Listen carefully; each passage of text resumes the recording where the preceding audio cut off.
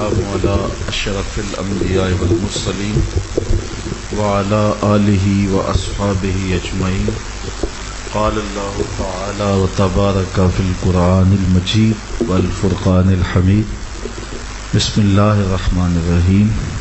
وَلَقَدْ يَسَّرْنَا الْقُرْآنَ لِلذِّكْرِ فَهَلْ مِن مُدَّكِرٍ.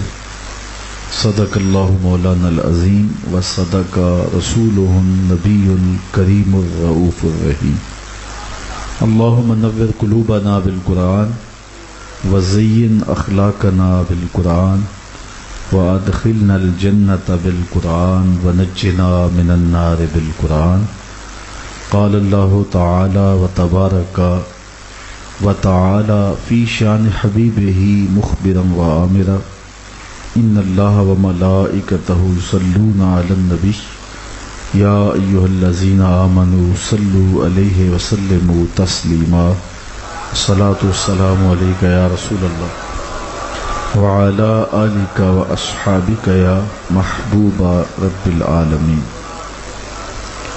تمام حمد و ثنا، تعریف و توصیف اللہ جل مجدہ الکریم کی ذات و برکات کے لیے.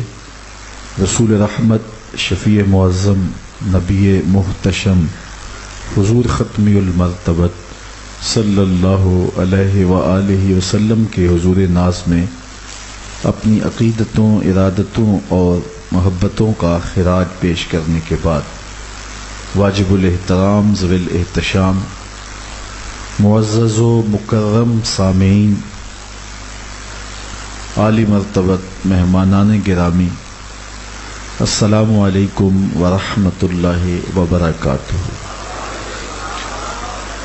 آج کی یہ منعقدہ پر نور، پر رونق اور روحانی بابرکت مجلس رحمت، جس میں مجھے اور آپ کو حاضر ہونے کا شرف نصیب ہوا، اس کے انعقاد پر اور پھر جس عظیم کام کے اختتام پر شکریہ کے طور پہ یہ مجلس منعقد کی گئی ہے، اس پر میں بانی مسجد ھذا عالی مرتبت جناب صوفی صاحب، ان کے رفقا اور ان کے خاندان کو مبارکباد پیش کرتا ہوں، اور عزیزم مولانا محمد خالد مصطفی صاحب کو خاص طور پہ مبارکباد پیش کرتا ہوں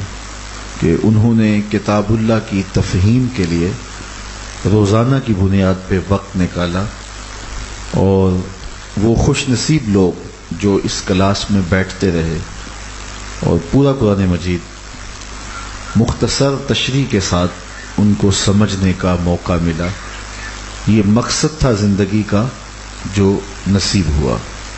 اللہ اپنی خاص کرم نوازیوں سے، رحمتوں سے ہم سب کو مالا مال فرمائے. ایک دفعہ میں اپنے جامعہ کے اساتذہ سے کہا کہ آپ پورا سال محنت کرتے ہیں، پڑھاتے ہیں یہاں، اور صبح سے لے کر شام تک مصروف رہتے ہیں اور دنیا سے تقریباً کٹے ہوئے ہیں، تو چھٹیاں ہیں تو آؤ میں تمہیں ذرا کہیں باہر لے کے چلوں. تو ایک بڑی گاڑی لے لی جس پہ کوئی 15-20 لوگ بیٹھ سکتے تھے. تو ہم اساتذہ کو لے کر کے یہاں کشمیر کی جانب نکلے. تو وہاں ایک پانی کا کنارہ تھا اور کوہساروں کا اتنا خوبصورت منظر کہ دل کھینچنے لگا. جو لوگ میرے اس ادارے میں گئے ہیں تو انہیں اچھی طرح معلوم ہے کہ جو پرانا ادارہ تھا اس کا بڑا شکستہ تھا راستہ تھا اور بڑی تنگ گلیاں، تو وہاں بہت آنے جانے کی دقت ہوتی تھی. تو میں نے کہا کہ تقدیر نے گھیر کے ہم کو وہاں کتنے مشکل اور پیچیدہ مقام پہ رکھا ہوا ہے، اس طرح کا کوئی پرفضا موقع ہوتا اور جگہ ہوتی اور یہاں کوئی خوبصورت مرکز ہوتا تو کتنا خوشگوار ماحول تھا. تو چونکہ منظر ایسا تھا، اتنا دلکش تھا دل فریب تھا کہ سب نے تائید میں سر ہلایا. تو اس پر کوئی 10 منٹ لطف لیا گیا کہ یہ واقعی بڑی پرفضا جگہ ہے. تو میں نے کہا کہ یہ بات مکمل ہو گئی، اللہ نے ہمیں جہاں رکھا ہے انشاءاللہ ہم نے وہی کام کرنا ہے. تو یہ ایک ذوق کی بات تھی تو میں نے آپ کے سامنے رکھ دی. اس بات کو کوئی 4 سال گزر گئے ہوں گے کہ مجھے انگلینڈ سے فون آیا ایک دوست کا، اور وہ مجھ سے بات کرنا چاہتا تھا، لیکن جو ہی سلام لیا تو اس کی ہچکی بند گئی اور وہ بات نہ کر پایا. خیر فون بند ہو گیا.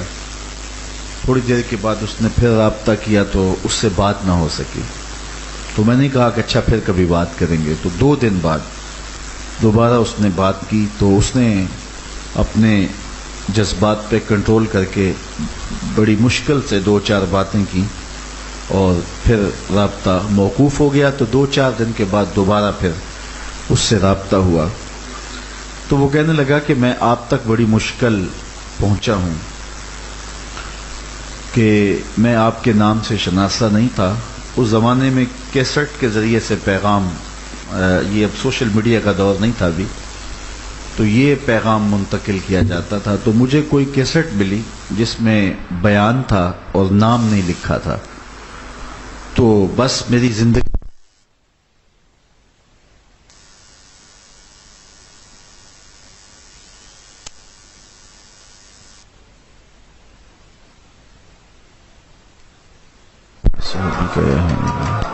الصلاۃ والسلام علیک یا رسول اللہ وعلی آلہ وصحبہ.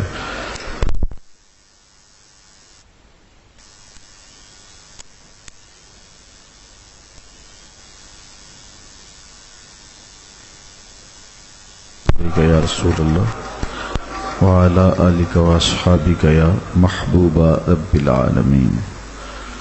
تو مجھے کہنے لگا کہ میری زندگی اس سے تبدیل ہو گئی، اور لیکن مجھے یہ سمجھ نہیں آ رہی تھی کہ یہ شخص ہے کون. تو مختلف علماء کرام کے پاس میں لے کر کے وہاں مقامی طور پہ گیا کہ یہ شخص کون ہے. تو کسی نے کوئی نام بتایا، کسی نے کوئی نام بتایا، لیکن یقیناً کوئی بھی کچھ بتا نہیں رہا تھا. تو کہتا ہے پھر اس کے بعد اس کو سنتے سنتے بھی وہ گھس گئی کیسٹ، اور کوئی 4-5 سال گزر گئے. تو ایک دن میرا بیٹا بیٹھا تھا اور نیٹ پہ کچھ چیزیں سن رہا تھا. تو میں چھت پہ تھا، تو کوئی آواز مجھے آئی تو بالکل وہ اس آواز سے ملتی جلتی تھی. تو میں 3 سیڑھیاں پھلانگتے ہوئے نیچے آیا اور اس کو کہا بند نہ کرنا، یہ کون ہے؟ تو کہتا جب میں نے سنا تو بالکل آواز میچ ہو گئی. تو پھر وہاں سے میں تلاش کرتا ہوا آپ تک پہنچا ہوں. تو آپ نے ایک مہربانی کرنی ہے. میں نے کہا بسم اللہ فرمائیے. اس نے کہا کہ میں نے کشمیر میں ایک مسجد بنائی ہے، تو آپ نے اس کا افتتاح کرنا ہے. تو میں نے کہا میں ضرور جاؤں گا. تو فون پہ ہی اس سے ٹائم طے ہو گیا. اس نے کہا میں تو پاکستان کسی وجہ سے نہیں پہنچ پاؤں گا، لیکن میرے والد صاحب آپ کو ملیں گے فلاں جگہ پہ، آپ پہنچ جانا. تو میں لاہور سے ڈائریکٹ یہاں آیا، کشمیر پہنچا. تو اس کے والد گرامی مجھے ملے، اپنے گھر میں بٹھایا، چائے پلائی، اور پھر مسجد کے افتتاح کے لیے جب مجھے لے کے گئے تو وہی جگہ تھی جہاں کھڑے ہو کے میں نے کہا تھا کہ یہاں مرکز ہوتا تو کتنا اچھا ہوتا. یہ بات میں نے اس لیے آپ کو سنائی ہے کہ میں نے جب گجرات میں درس قرآن شروع کیا تھا تو ایک دن مجھے صوفی صاحب اپنے گھر کے لیے کھانے کی دعوت پر تاکید کرنے لگے، کہنے لگے. تو میں ان کے ساتھ چلا آیا. تو اس دوران انہوں نے مجھے یہ مسجد دکھائی کہ یہ مسجد ہم نے تعمیر کی ہے. تو مسجد کا جو صوری حسن ہے اور پھر ان کا جو مسجد کے ساتھ قلبی ربط اور تعلق میں نے دیکھا تو میرے دل میں شوق پیدا ہوا کہ اس مسجد کے اندر اگر قرآن مجید کی بہاریں لگیں تو کتنا اچھا ہو. اگرچہ یہاں رونقیں ہوں گی لیکن ایک باقاعدہ قرآن مجید کے ترجمے کا نظم پیدا ہو جس طرح کہ ہم چاہتے ہیں، اور مختلف مبلغین نے مختلف جگہوں پہ جو ہے وہ شروع کیا ہوا ہے. یہ میرے دل میں ہی بات آئی اور میں نے ان سے اس کا اظہار نہیں کیا تھا، لیکن پھر آج میں مسرت اور خوشی سے اپنے دل میں اللہ کا شکر ادا کر رہا ہوں، اور میری زبان بھی شکر گناہ ہے کہ عصر کی نماز کے بعد یہ رونقیں جو مجھے اور آپ کو دکھائی دے رہی ہیں یہ قرآن مجید کی برکتوں سے ہیں. اور کتاب اللہ کی یہاں تعلیم ہوئی، اور وہ کتنی خوش نصیب جگہیں ہیں جہاں کتاب اللہ کی تعلیم و تعلم کا سلسلہ ہوتا ہے. میں کہتا ہوں پورا قرآن مجید ترجمے کے ساتھ، مفہوم اور مختصر تشریح کے ساتھ یہ کسی جگہ کے اوپر تکمیل پذیر ہو تو یہ بہت ہی مسرت اور خوشی کی کہانی ہے. حضرت عمر رضی اللہ تعالیٰ عنہ نے حضور علیہ السلام سے سورہ بقرہ پڑھی تھی، اور جب اس کی تکمیل ہوئی تو اتنے خوش ہوئے کہ آپ نے اونٹ ذبح کر کے لوگوں کی دعوت کی کہ ہم نے حضور علیہ السلام سے سورہ بقرہ پڑھی ہے. تو یہ ایک خوش نصیبی ہوتی ہے اپنے آپ کو قرآن سے وابستہ کر کے قرآن کی تعلیمات کو اپنی روحوں میں اتارنا چاہیے. اور یہ ہمارے نام ہمارے رب کا پیغام ہے جو حضور کی معرفت سے ہمیں ملا ہے، اور اسے ہمیں سمجھنا چاہیے کہ یہ کتاب ہم سے فرما کیا رہی ہے. اس کو برکت کے لیے گھر نہیں چھوڑ دینا چاہیے. اب میں نکلنے لگا ادارے سے تو وہاں مجھے کسی نے ایک لیٹر دیا تو وہ بہت طویل تھا. اب میں اس کو مقدس سمجھ کے اگر رکھ دیتا اور اس کے مندرجات نہ دیکھتا تو یہ